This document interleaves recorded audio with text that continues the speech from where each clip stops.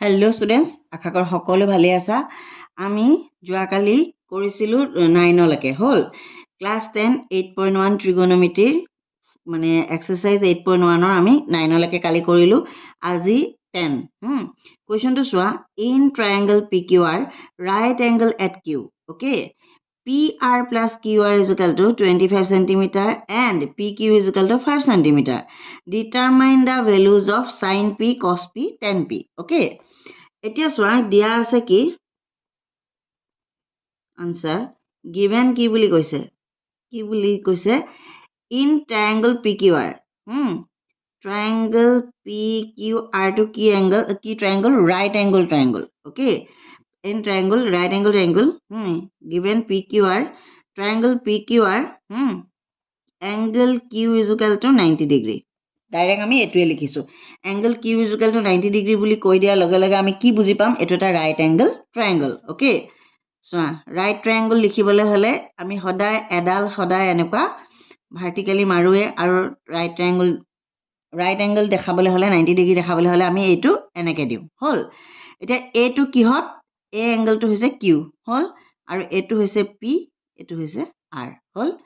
এইটো PQR এটা right angle triangle where Q is equal to 90 degree হল। এতিয়া আমাক এই P2ৰ কাৰণে sin, cos আৰু tan বিচাৰিছে। আৰু কি দিয়া আছে, PR plus QR is equal to কিমান দিয়া আছে 25 centimeter, বুজি পাইছা। let ধৰা হোক QR is equal to X, QR আমি কি বুলি ধৰি ললো, X বুলি ধৰি ললো। therefore সেই গতিকে অসমীয়াটো কৈ গৈছো দেই মই, সেই গতিকে PR plus QR ৰ ভ্যালুটো ইয়াৰ পৰা X টো ইয়াত পুট কৰি দিলো, X is equal to 25 hall. this implies PR is equal to 25 minus X হল। এতিয়া তুমি চোৱা আৰু কি দিয়া আছে, and PQ is equal to 5 centimeter. আমি ইউনিট বিলাক ইয়াত লিখা নাই যিহেতু এটো ডিসটেন্সৰ ইউনিট, সেইকাৰণে এটো সেন্টিমিটাৰ মিটাৰে হ'ব, আমি এটো জানি থওঁ। এতিয়া তুমি এই ৰাইট এংগল ট্ৰায়াঙ্গলটো চোৱা PQ কিমান বুলি কৈছে 5 centimeter বুলি কৈছে, QR আমি X বুলি ধৰি লৈছো হয়নে, আৰু তেতিয়া হলে PR ৰ ভ্যালুটো আমি কিমান পাইছো 25 minus X, বুজি পাইছা।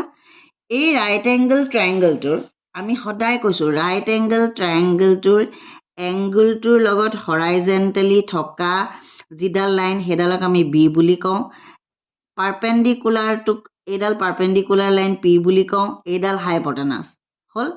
এই কথাখিনি তুমি সদায় মনত ৰাখিবা, ট্ৰিগনমেট্ৰি আমি সদায় ৰাইট এংগল ট্ৰায়াঙ্গলতে ডিসকাস কৰি আছো। ক্লাছ 10ৰ ট্ৰিগনমেট্ৰি খিনি কমপ্লিটলি ৰাইট এংগল ট্ৰায়াঙ্গলৰ লগত হল। এতিয়া তুমি চোৱা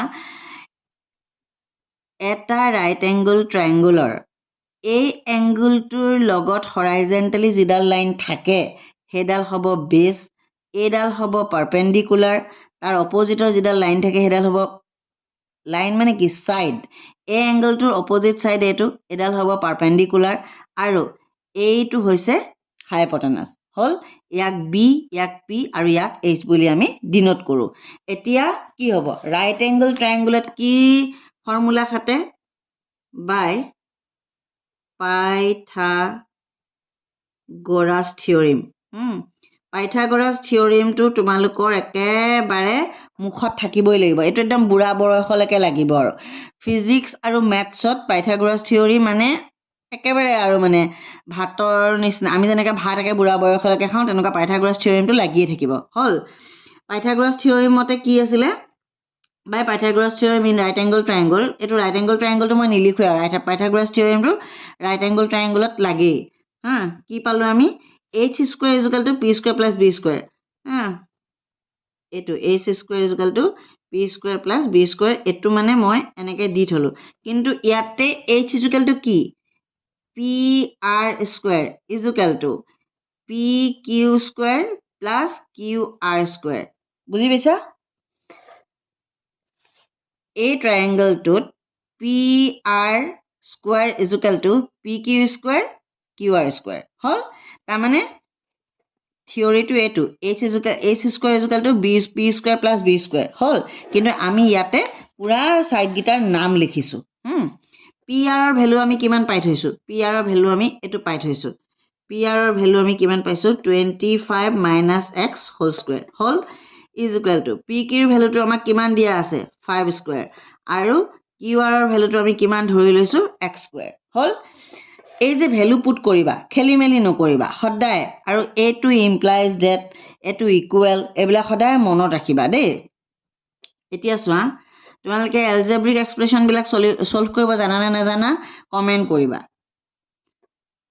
এতিয়া এটো a - b whole square formula এটো a এটো - b l square - a - b whole square ফৰ্মুলাটো জানা নহয় সবে a square - twice ab + b square হ'ল এতিয়া চোৱা 25 whole square -2 * 25 * x + x square হ'ল is equal to 5 square is equal to 25 + x square এখিনিলৈকেতো বুজি পাইছা সবে নে কোনবাই পোৱা নাই কমেন্ট কৰিবা 625 25 * 25 625 দেই এবিলা কথা মনত ৰাখিবা আৰু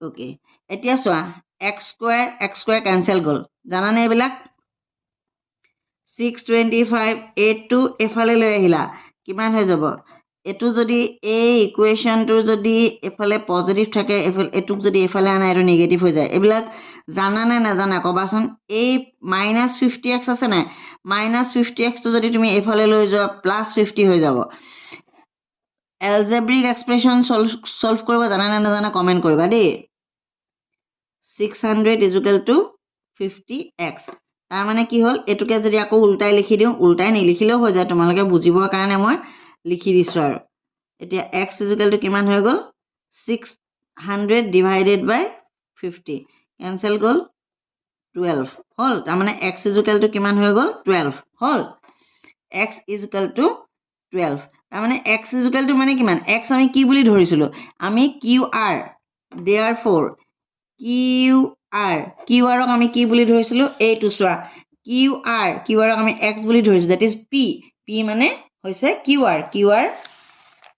qr is equal to p is equal to কিমান 12 মানে পাৰপেন্ডিকুলাৰটো আমি 12 পালো এতিয়া আমি pr কিমান আছিলে pr মানে কিমান আছিলে 25 - x hall 25 - x that is 25 - 12 that is 13 তাৰমানে pr মানে কিমান আছিলে এফালে দেখিছানে pr মানে h মানে হাইপোটেনাস হল তাৰ মানে আমি কি পালো h = 13 হল আৰু b এতিয়া b কিমান পালো আমি আকৌ আমাৰ pq মানে কিমান b = আমাক 5 আমি এটো দিয়াই আছে হয়নে এতিয়া চোৱা sin p মানে কিমান sin p এই ট্ৰায়াঙ্গলটোত এই এংগলটোৰ sin সাইনৰ ভ্যালুটো লাগে sin p কিমান হ'ব p/h ap/h হল তোমালোকে প্ৰথমৰ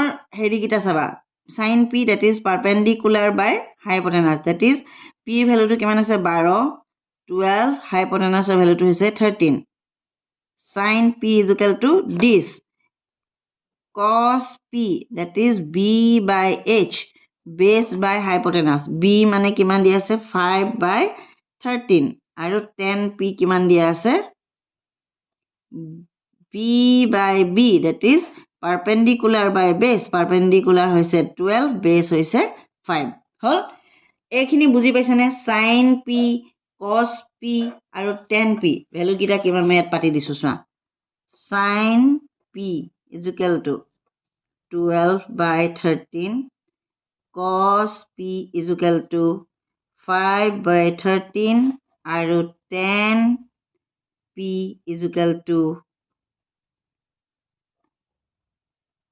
12/5 এটা কথা মন কৰিবা দেই মই এটা কথা বাৰে বাৰে কৈছো এটো এংগল টেনৰ লগত যে আছে টেন আমি স্মল লেটাৰত লিখিম এটো মই বাৰে বাৰে আগতে কৈছো আকৌ কৈছো sin এই যে sin sin এটো আমি স্মল লেটাৰত লিখিম কিন্তু এংগলটো সদায় ক্যাপিটেল লেটাৰত লিখিম cos আমি স্মল লেটাৰত লিখিম এংগলটো ক্যাপিটেল লেটাৰত লিখিম tan টেন আমি স্মল লেটাৰত লিখিম, এংগলটো কেপিটেল লেটাৰত লিখিম। এইবিলাক সৰু সৰু কথা দেই।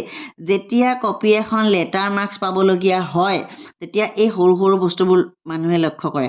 মানে লেটাৰ মাৰ্কছ পোৱা বহীখন সদায় আমাৰ স্ক্ৰুটিনি হয়, মানে কেনেকৈ মাৰ্কছ কম কৰি 1 নম্বৰ হ'লেও কমাব পাৰি দেই। আমাৰ দিনৰ পৰা এই বস্তুটো আছে আৰু এতিয়াও এই কথাটো আছে।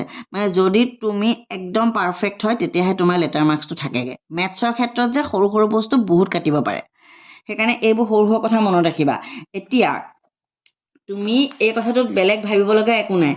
এই কুৱেশ্যনটোত মানে এইটো দিলে বহুত ল'ৰা ছোৱালী নাৰ্ভাছ কৰে, নাৰ্ভাছ কৰিবলগীয়া একো নাই। ষ্টেপ বাই ষ্টেপ অংকখিনি যদি তুমি বুজা, ষ্টেপ বাই ষ্টেপ অংকখিনি মানে শুনা, মই কেলে এটা কথা মন কৰিবা, এই যে মই যে বৰ্ডত যেতিয়া ল'ৰা ছোৱালীখিনি মুখখন দেখি থাকি বুজাওঁ তেতিয়া এটা বেলেগ অনুভৱ হয়। কোনে বুজিছে কোনে নাই বুজা, কাৰ চকু কি হৈছে মই বুজি পাওঁ হা।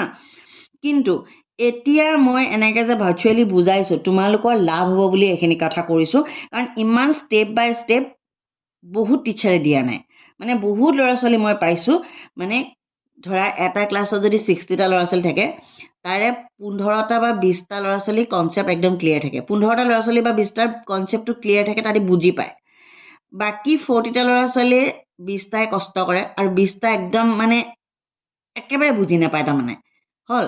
কিন্তু মই ইমানেই থ'ৰ কৰিছোঁ, ইমান থ'ৰ কৰিলে একদম লাষ্টৰ 20টাই বুজি পাব তাৰমানে, গম পাইছানে?